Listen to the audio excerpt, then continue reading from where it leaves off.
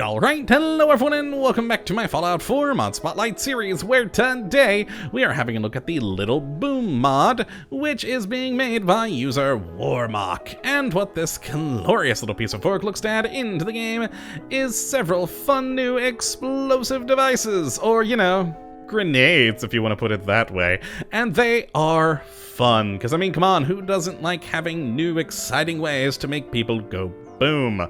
So let's take a look at what we do have, and currently there are only 3 grenades, and the mod maker may create more, but may not, it all depends. But for now we have, starting off here, the fusion grenade, which some of you may remember from Fallout New Vegas, and basically it's a micro fusion cell with some electronics on it to make it explode, and that's great.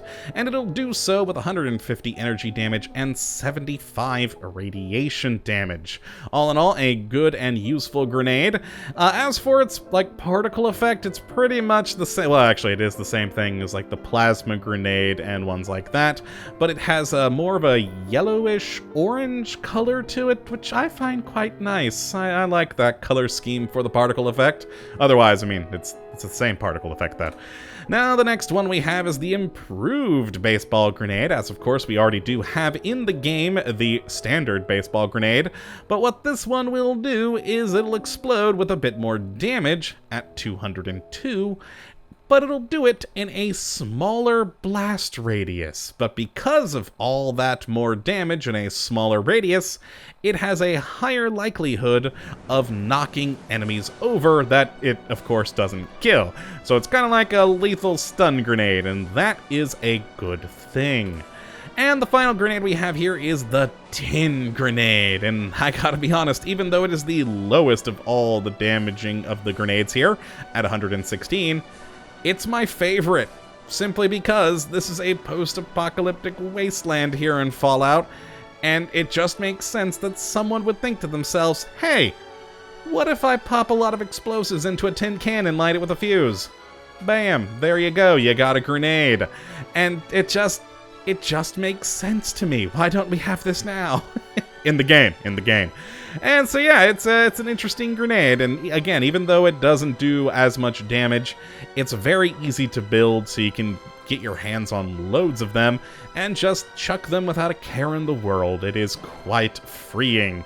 Now, as for how you get a hold of these grenades, the improved baseball grenade is the easiest because, well, you'll be able to build it right from the start of your game.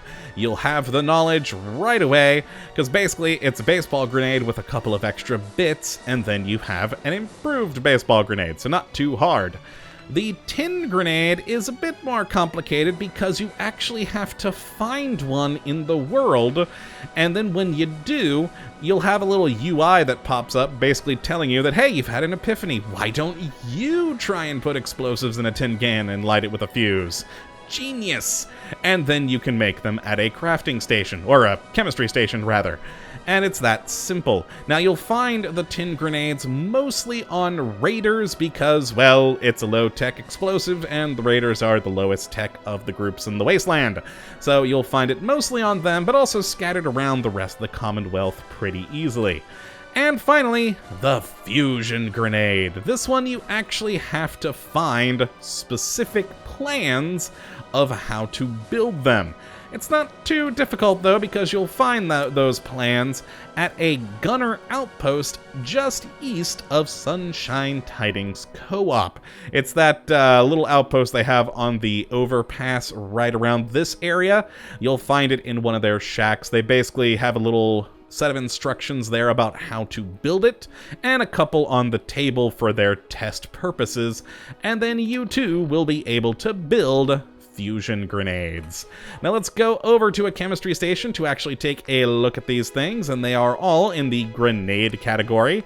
And as you can see here, the tin grenade is very simple to create with just cloth, fertilizer, oil, and a tin can. And there you go, you have a cheap but effective grenade. Now the improved baseball grenade is a bit more difficult because first, you have to make a baseball grenade, and then add to a baseball grenade some steel and wood, and then of course have rank 1 in Demolition Expert, and that will give you this grenade. So it'll be a little bit later in the game, so you have the right perks and materials. And finally, we have the Fusion Grenade, requiring rank 2 in Science, as well as Adhesive, Circuitry, Copper, and a couple of Fusion Cells. And that will give you the Fusion Grenade. So let us go and chuck a couple of these out into the wild to show off their explosions, which, I mean, for the most part, they're grenades like any other. But we will start with the Fusion Grenade here, just to show off the nice, like I said, orangish, yellowish hue to the effect. Just chuck that down, and explosion. There we go. It's kind of nice. I like it. I like the colors. Again, it's just the same old particle effect that we get with other, energy-based grenades, but nonetheless, it's beautiful. And there we go. That is the Fusion Grenade. So let's take a look at the improved Baseball Grenade next. And just chuck it down. Pretty much looks and feels and acts exactly the same as a normal Baseball Grenade, because, well, it's just an improved one, so nothing too special there. And then finally, the Tin Grenade, which I also like because the lit fuse. Chuck it! There we go, we get a cool little whoosh flare sound, and the fuse actually is lit as it's rolling away. It's quite nice, I like that. And then explosion.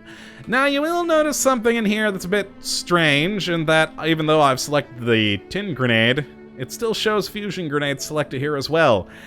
This seems to be a bug with this mod. I haven't had this before with other mods, but with this installed, it just seems to get sort of a graphical artifact that I'm not sure why.